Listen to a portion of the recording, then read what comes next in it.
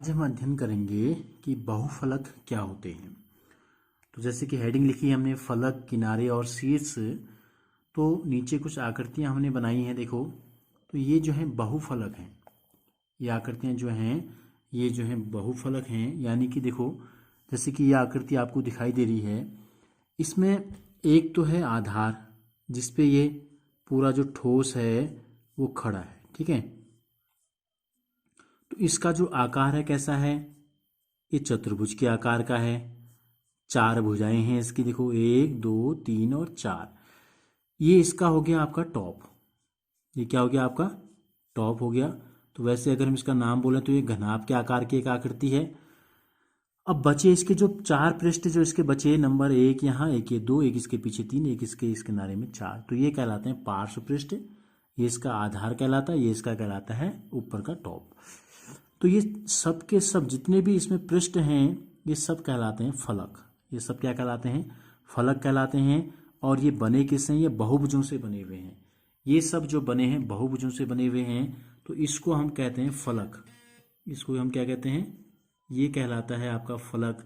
तो इस आकृति में कितने फलक हैं, इस आकृति में आपके कुल 6 फलक हैं। एक ऊपर, एक नीचे, 2 और 4 हो गए किनारों में, जिसको कि पार्श्व कहते हैं हम, ठीक है। तो कुल कितने फलक हो गए, 6 फलक हैं। एक आकृति आपको ये दिखाई दे रही है, इसका जो बेस है देखो ये एक चतुर्भुज के आकार का है। इसका जो आधार है ये भी चतुर्भुज के आकार का है, ठीक है। एक फलक इसका नीचे है, बाकी 1 2 3 और 4 त्रिभुज हैं इसके। तो ये इसमें भी 5 फलक हैं। तो अभी फलक होते क्या हैं, तो फलक होते हैं बहुभुज होते हैं।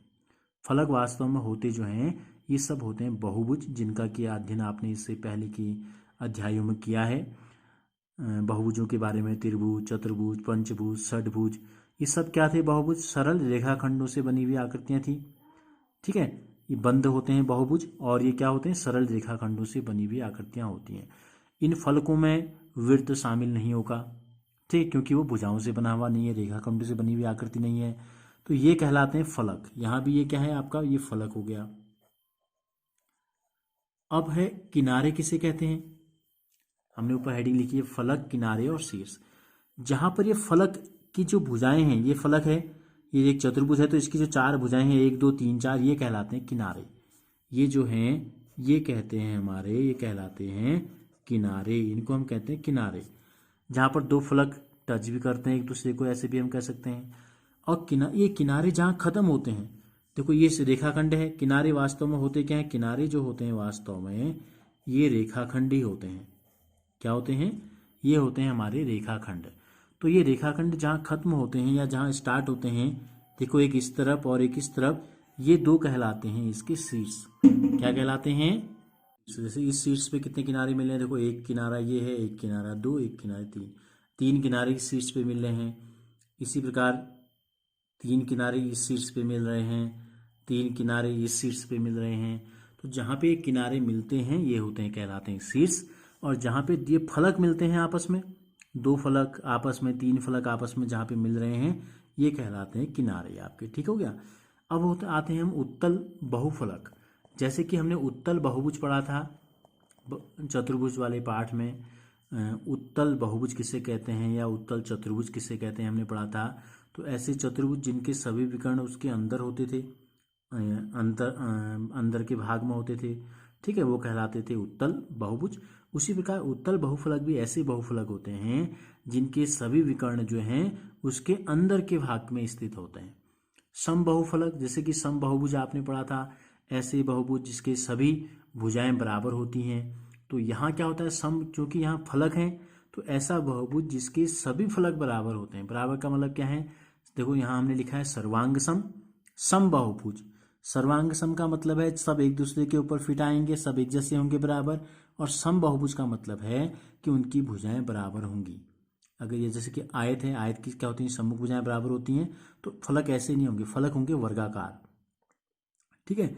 सम बहुभुज क्या होता है, जिसकी सभी भुजाएं बराबर होती हैं। तो चतुर्भुज है तो सम चतुर्भुज होगा।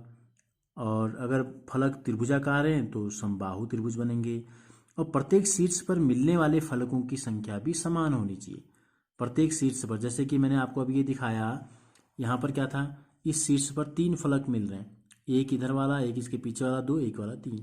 तो इसके सभी शीर्षों पर 3-3 फलक मिल रहे थे। तो इसी प्रकार समबाहुफलक के लिए शर्त ये है कि एक तो सभी सर्वांग सम होने चाहिए, सम होने चाहिए, और प्रत्येक शीर्ष पर मिलने वाले फलकों की संख्या बराबर होनी चाहिए। जैसे कि 4 अगर शीर्ष हैं माना, तो हर शीर्ष पे बराबर फलक मिल रहे हो। अब देखो कुछ बहुफलक ऐसे हैं जो महत्वपूर्ण हैं, और जैसे कि प्रिज्म है, पहला हमने लिखा है प्रिज्म है।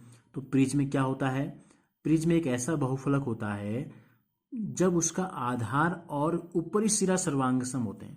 जैसे कि हमने यहाँ पर चित्र बनाया है, देखो, जैसे कि हमने ये कलर कर रखा है, तो ये इसका बेस है, आधार है, ये इसका टॉप है, ये दोनों एक जैसे होते हैं, बराबर सर्वांग सम, एक दूसरे के ऊपर फिट आने वाले। ठीक है। बहुभुजों, ऊपरी सिरा सर्वांग सम बहुभुजों, नीचे और ऊपर दोनों बहुभुज होने चाहिए और सर्वांग सम होने चाहिए। और उसके जो अन्य फलक होंगे यानी कि पार्श्व फलक जो हैं वो समांतर चतुर्भुज के आकार के होने चाहिए। जैसे कि हमने ये आकृति बनाई है, ऊपर और नीचे तो त्रिभुजाकार आकृति हैं। अब इसके 3 पार्श्व फलक हैं, देखो, एक ये है इधर जो आ रहा है इधर की तरफ, ये वाला हिस्सा ऐसे, ये क्या दिखाई दे रहा है आपको? ये एक चतुर्भुज है। ये क्या है? एक चतुर्भुज है। कैसा चतुर्भुज है? समांतर चतुर्भुज के आकार का है। जो एक यहाँ किनारे में आ रहा है इस आकार में, तो ये भी एक समांतर चतुर्भुज है, तो ये भी एक समांतर चतुर्भुज है। तो प्रिज्म में क्या होगा? ऊपर और नीचे की बेस और टॉप एक जैसे होंगे, सर्वांग सम होंगे। बाकी की जो किनारे वाले यानी कि पार्श्व जो फलक होंगे वो सब समांतर चतुर्भुज होंगे। जैसे कि हमने ऊपर एक आकृति जो बनाई थी, तो ये भी क्या है? एक प्रिज्म है। ये भी क्या है? प्रिज्म। क्यों? देखो, ऊपर और नीचे क्या है? बिल्कुल सेम है। और बाकी के 4 जो फलक इसके किनारे के हैं, ये 4 के 4 समांतर चतुर्भुज के आकार के हैं। अब हम आते हैं पिरामिड में। ये जो आकृतियां आपको दिखाई दे रही हैं, ये है पिरामिड की आकृतियां हैं। ये आकृतियां क्या हैं? पिरामिड की हैं। क्या खासियत है इनकी? देखो, ये एक त्रिभुज पे खड़ा है, ये एक चतुर्भुज पे खड़ा है, और ये एक पंचभुज पे खड़ा है। इन सब के नीचे वाले हिस्से अलग अलग बहुभुज हैं। ठीक है, बहुभुज हैं। लेकिन ऊपर के जो पार्श्व पृष्ठ इसके दिखाई दे रहे हैं, ऊपर टॉप सबका एक ही है। देखो, इसका एक टॉप है, इसका भी एक शीर्ष है, इसका भी एक शीर्ष है, और इस शीर्ष पर बाकी क्या कर रहे हैं? इसमें 3 भुजाएं थी, तो इसके 3 फलक हैं। ये भी त्रिभुजाकार, ये भी त्रिभुजाकार, इसके पीछे वाला भी त्रिभुजाकार, और तीनों एक शीर्ष पे मिल रहे हैं। इसमें 4 भुजाएं थी, तो 4 फलक ऊपर की ओर गई, 1 2, एक पीछे की तरफ, एक इसके इस तरफ, 4 फलक एक शीर्ष पे मिले। ये पंचभुज था, तो इसके 5 फलक एक शीर्ष पे मिले। तो इसकी जो परिभाषा है, देखो क्या है? एक पिरामिड वह बहुफलक होता है जिसका आकार कितनी भी भुजाओं वाला एक बहुभुज होगा। एक बहुभुज है, त्रिभुज, चतुर्भुज, पंचभुज, षटभुज, सप्तभुज, कुछ भी हो सकता है आधार, तथा उसके पार्श्व फलक जो होते हैं एक शीर्ष वाले त्रिभुज होते हैं, यानी कि सबका शीर्ष एक ही है और सब के सब त्रिभुज हैं। देखो, इसमें भी 1 2 3 भुजाएं, इस वाले में भी 3 भुजाएं, यहाँ भी 1 2 3 भुजाएं फलक हैं, यहाँ भी जो ऊपर को फलक मिले हैं सब में क्या है? 3 भुजाएं हैं। तो प्रिज्म और पिरामिड जो है बहुफलक, ये थोड़ा ज़्यादा महत्वपूर्ण है, तो इसलिए इनको थोड़ा अलग से आपको बताया गया है। तो आज की वीडियो में हम इतना ही सीखते हैं। क्या सीखा हमने?